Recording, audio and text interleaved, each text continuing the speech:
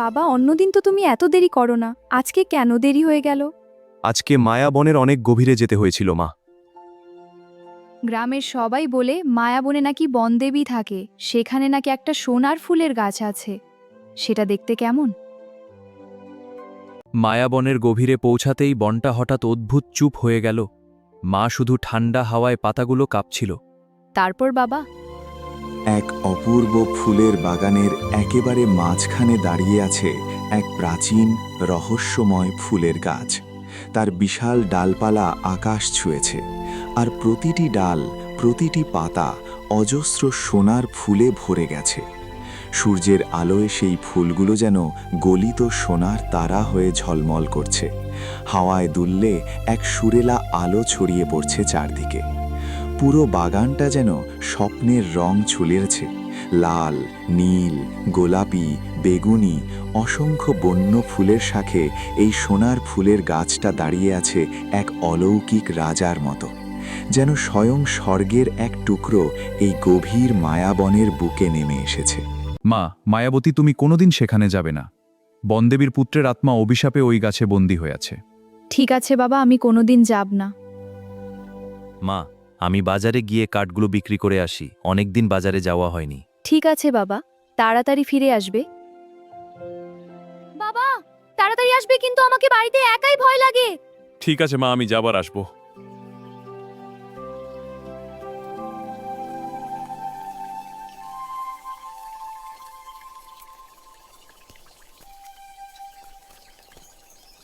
তোমার এবারের কাঠগুলো খুব সুন্দর আর অনেক মূল্যবান। আমি তোমার সব কাঠ কিনে নিচ্ছি। ধন্যবাদ বাবু।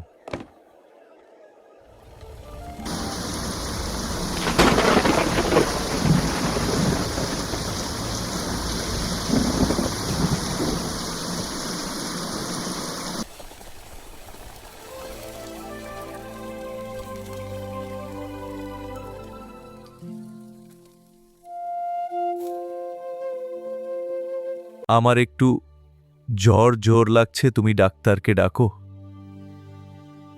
শরীরে ঝড় অনেক বেশি হয়ে গেছে। শহর থেকে বিশেষ ওষুধ নিয়ে আসতে হবে। তার জন্য 1,00,000 টাকা দরকার।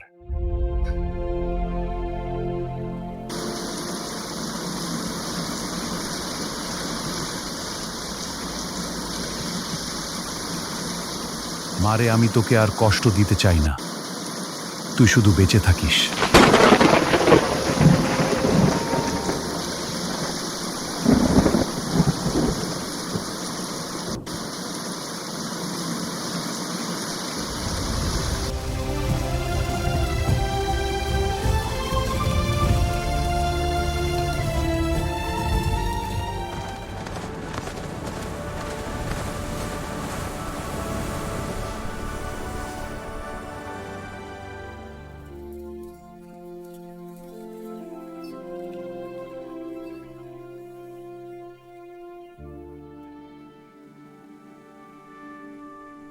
এসব মিথ্যা, আমি বাস্তবে ফিরে যেতে চাই।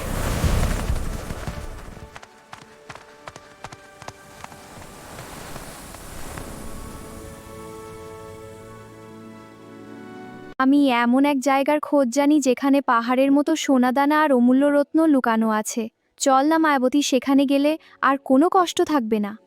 তোমার যত খুশি সোনাদানা নিয়ে নাও।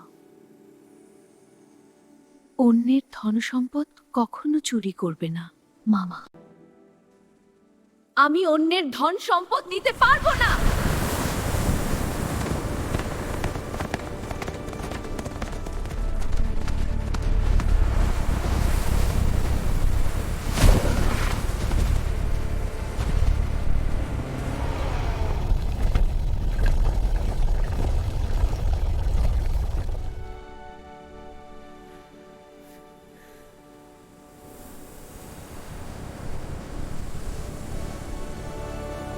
অশ্রু থামাও মায়াবতী, আমি তোমাকে এমন এক দিব্য অস্ত্র দান করব যার শক্তির সামনে অন্ধকারের কোনো শক্তিই টিকতে পারবে না। আমার ভুল হয়ে গেছে, আমাকে ক্ষমা করে দাও। এরপর থেকে এরকম কাজ আর কোনোদিন করবে না, আমি তোমায় ক্ষমা করলাম।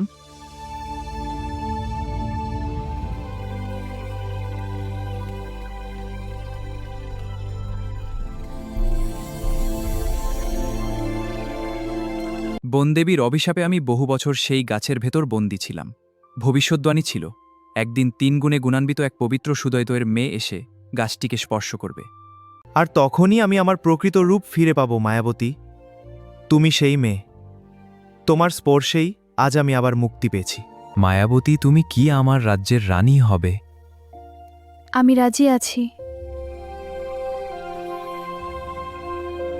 Faster, my love! This forest is magical! For you, Mayabati, to the stars! Look, the golden tree! Our adventure begins! বাবা, তুমি এখানে? হ্যাঁ মা, আমি ঘুম থেকে উঠে দেখি আমাদের ছোট বাড়িটাও যেন জাদুর মতোই বিশাল রাজপ্রাসাদে বদলে গেছে।